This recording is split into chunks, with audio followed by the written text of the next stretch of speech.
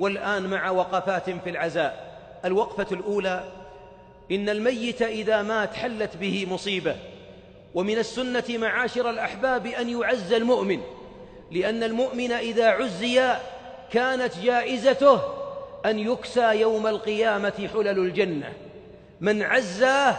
من عزى مسلما محتسبا كانت له كسوة في الجنة، وما ذاك معاشر الأخيار إلا لأن شعور المؤمن بمصاب إخوانه من أجل العبادات. لكن عندنا بعض الملاحظات على بعض من يعزى. الملاحظة الأولى: أن البعض منا في المقبرة إذا نقل الميت إلى المقبرة وأنزل إلى القبر انفض الناس عنه، أقرباؤه ذهبوا في خارج القبر وصفوا صفوف ينتظرون المعزين، وهذا ليس من السنة. السنة يا أهل الميت ما تنشغلون باللي يعزيكم في ختام قبره، بل بعضهم يعزي قبل قبره. ثم السنة أن تقفوا عند رأسه.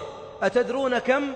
بعض أهل العلم قال يوقف بعد قبره ورش قبره، يوقف عند رأسه للدعاء قدر ذبح ناقة وتقسيم لحمها، يعني حوالي ساعة إلا ربع، نصف ساعة، ونحن ندعو اللهم تدعو له، مو بتنشغل وراء في الأخير السلام عليكم أحسن الله عزاءك.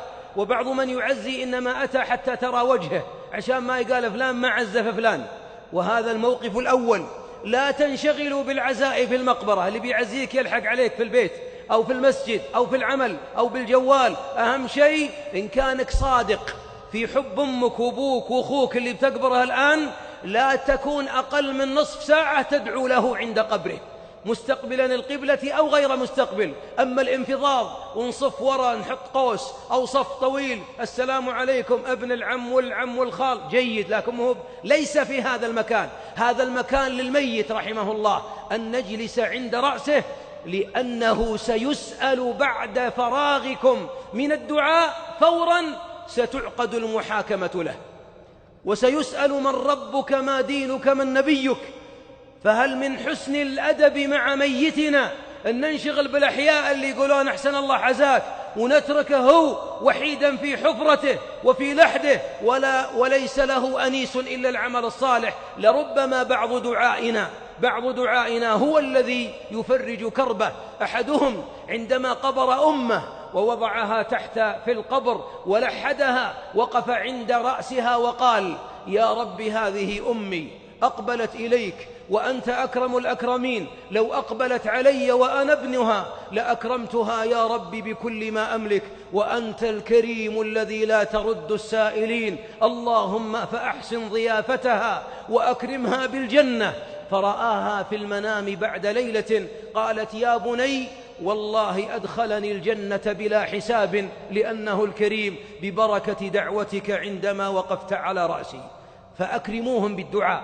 الوقفة الثانية من العزاء أن بعضنا يتفرغ من أعماله ويترك وظيفته ويترك الدنيا كلها ويجلسون في بيت الأعمام وأبناؤهم والإخوان وأبناؤهم، ثم يجلب عليهم المفاطيح وكراسي الحفلات، حتى أن بعضنا في أيام العزاء لو ما تعرف أن هؤلاء عندهم عزاء ظننت أنها حفلة من الحفلات، قهاوي وقهوجي وطعام. من قال أن هذه السنة ألا يأكل في بيت الميت إلا أهل البيت فقط، زوجته وأطفاله وعياله، ونعطيهم طعام يكفيهم هم، مهب مفاطيح تمد. وبعضنا الآن في المقبرة والله أنتم موت ذبيحتكم، العشاء عندي، الناس الرجال ميت وهم يتعازمون في المقبرة، وهذا يحلف أنه يعشيهم القابلة وهذا يعشيهم. السنة قال الحبيب: اصنعوا لآل جعفر طعاما.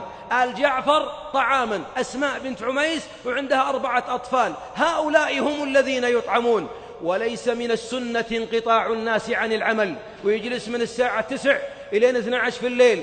ما وردت في السنة ولا في صحيحها ولا عن سلف الأمة. العزاء يعزى المصاب من أبنائه. من هو اللي متأثر مرة يقال له أحسن الله عزائك، واللي مهم متأثر ما يقال أحسن الله عزائك، يقول غفر الله لميتك. واللي نلقاه تعبان مرة بسبب المصيبة نذكره فنقول لله ما أخذ وله ما أعطى. وليس 3 الأيام مشروعة ولم ترد في السنة، بل الإنسان يعزى في الطريق، تلقاه في المسجد تسلم عليه، أما تأتيه في البيت، وبعضهم بيعزيها الآن قبل القبر وعند القبر واليوم الأول واليوم الثالث. والمشكلة الثالثة في العزاء أن مجالس العزاء مجالس ضحك وصخب وغيبة ومعصية. ساعة ساعتين بعد ما يجون من المقبرة، ثم مع صقع الفناجيل والمفاطيح سوالف في العقار، بل بعضهم يحلل الكورة والمنتخبات والأندية في مجلس عزاء. هذا عزاء؟ هذه مجالس معصية ليست مجالس طاعة، وهذه تؤذي الميت ما تنفع الميت. إن كانك صادق وبتدفع ذبيحتين عشانها مات، عطنا قيمتها 3000 ريال نحفر بها له بئر ولا نركب له برادة أو نتصدق على أيتام. هذا الحب للميت. أما أن نضعها مفاطيح نسمن الشبعانين، وأهل الميت في مصيبة ما ينامون إلا قليل وتعبانين ومن الداخل والظاهر، هذا كله ما ورد في السنة ولم يثبت، بل إن فعلنا له فعل يخالف سنة محمد عليه الصلاة والسلام.